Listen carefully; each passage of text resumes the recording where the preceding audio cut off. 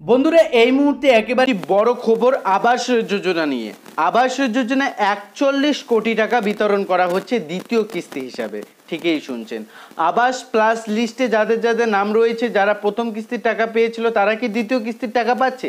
কারা এই দ্বিতীয় কিস্তির টাকা পাচ্ছে? প্রায় ১০,২৪৭ জন শ্রমিককে কিন্তু এই টাকা দেওয়া হচ্ছে আবাস যোজনার বাড়ি তৈরি করার দ্বিতীয় কিস্তি হিসাবে। আপনি কবে নাগাদ পাবেন?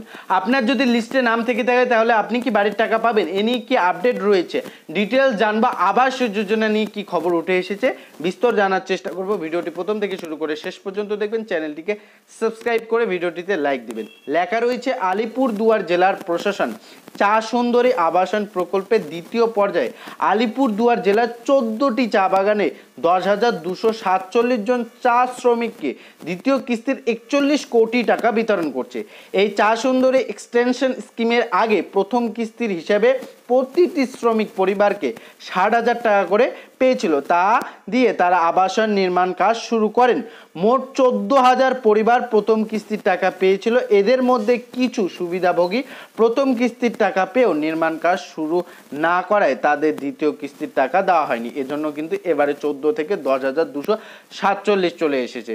জেলা প্রশাসন সূত্রে জানা গিয়েছে, যাদের জিও ট্যাকিং সম্পূর্ণ হয়েছে তাদের ব্যাংক অ্যাকাউন্টে ৪০,০০০ টাকা করে জমা দেওয়া হবে। অর্থাৎ যারা কিন্তু জিও ট্যাকিং সম্পূর্ণ করে ফেলেছেন তাদের দ্বিতীয় কিস্তি হিসাবে ৪০,০০০ টাকা দেওয়া হবে।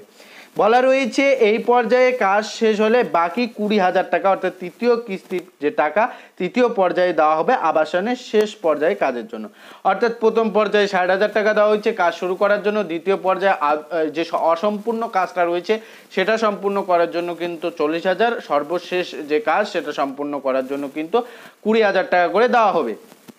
আপনারা যদি লক্ষ্য করেন দেখতে পারবেন লেখা রয়েছে যে এখানে পরিষ্কার ভাষায় লেখা রয়েছে, জেলা শাসক আর বিমলা বলেন, আমরা প্রতিটি বাগানে আবাস নির্মাণ কাজে অগ্রগতি ঘনিষ্ঠভাবে পর্যবেক্ষণ করেছি।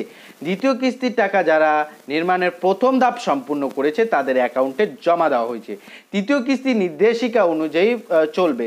চা শ্রমিক মুখ্যমন্ত্রীর প্রতি কৃতজ্ঞতা প্রকাশ করেছে। উল্লেখ্য, মুখ্যমন্ত্রী মমতা বন্দ্যোপাধ্যায়ের স্বপ্নের এই প্রকল্পে চা শ্রমিকদের মাথার উপর ছাদের নিশ্চয়তা দিয়েছেন।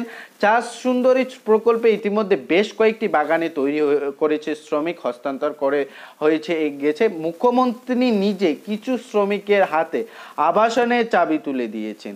আলিপুর দুয়ারে বান্দাপানি, হান্ডাপাড়া, ঢোকালাপাড়া, এরপর রয়েছে ধুমচিপাড়া, গেরগেন্ডা, কাদমনি, কালচানি, রায়মাটাং, কুহিনুর, লঙ্কাপাড়া, মাঝের ডাবরি, আর হচ্ছে রোহিণীপুর, তুলসীপাড়া এবং তুতুরি চা বাগানে বর্তমানে নির্মাণের কাজ চলছে। তো এই ছিল আপডেট বন্ধুরা। আবাস যোজনার দ্বিতীয় পর্যায়ের কাজ যে টাকা সেটা কিন্তু দেওয়া হচ্ছে ৪০,০০০ টাকা করে। কারা কারা টাকা পাচ্ছে? চা সুন্দরী শ্রমিকরা যারা রয়েছেন, প্রথম কিস্তির টাকা যারা যারা পেয়েছিলেন, প্রায় ১৪,০০০ আবাসন দেওয়া হয়েছিল। সেই ১৪,০০০-এর মধ্যে এখন কমে কিন্তু ১০,২৪৭ করা হয়েছে। কেন করা হয়েছে? অনেকেই প্রথম কিস্তি ৬০,০০০ টাকা পেয়ে বাড়ি তৈরি কাজ করেনি। সেক্ষেত্রে যাদের যাদের বাড়ি তৈরি কাজ সম্পূর্ণ হয়নি, যাদের যাদের জিও ট্যাকিং সম্পূর্ণ হয়নি, তাদের কিন্তু আর দ্বিতীয় কিস্তির টাকা ব্যাংক অ্যাকাউন্টে দেওয়া হচ্ছে না। সঠিক এবং প্রাপ্য উপভোক্তা হিসাবে চিহ্নিত করে টাকা দেওয়া হচ্ছে। এখন প্রশ্ন হচ্ছে, যাদের যাদের ১১ লক্ষ স্যাংশন লিস্টে, ওয়েটিং লিস্টে আবাস প্লাসে নাম রয়েছে তারা কবে নাগাদ টাকা পাবেন? দেখেন, এ নিয়ে কিন্তু অলরেডি তরজামা যেটা ছিল সেটা কিন্তু মুখ্যমন্ত্রী মমতা বন্দ্যোপাধ্যায় পরিষ্কার ভাষায় জানিয়ে দিয়েছেন। ডিসেম্বরের আগে কেন্দ্রের সরকারের তরফে টাকা না দিলে রাজ্য সরকার সেই টাকা দেবে। তবে এর জন্য গৃহশ্রী পোর্টাল খোলা হয়েছে। ১০০% ত্রুটিমুক্ত তালিকা তৈরি করার কাজ ইতিমধ্যে শুরু হয়ে গিয়েছে। অপেক্ষা করুন, আপনার বাড়িতেও পর্যবেক্ষণ সমীক্ষা করা হবে, দেখা হবে আপনি সঠিক উপভোক্তা কিনা। যদি পর্যালোচনা করার পর আপনি নিজেকে সঠিক হিসাবে চিহ্নিত করাতে পারেন, আপনিও টাকা পাবেন, নিশ্চিন্ত থাকবেন। তবে এই মুহূর্তে যে টাকা দেওয়া হচ্ছে সেটা কিন্তু আবাস প্লাসে যাদের যাদের চা সুন্দরী বাগানে কিন্তু যাদের যাদের বাড়ি পেয়েছেন তাদেরকে কিন্তু এই টাকা দেওয়া হচ্ছে। যে আপডেট পেয়েছি সেই আপডেট মোতাবেক আপনাদের আপডেট জানানোর চেষ্টা করেছি।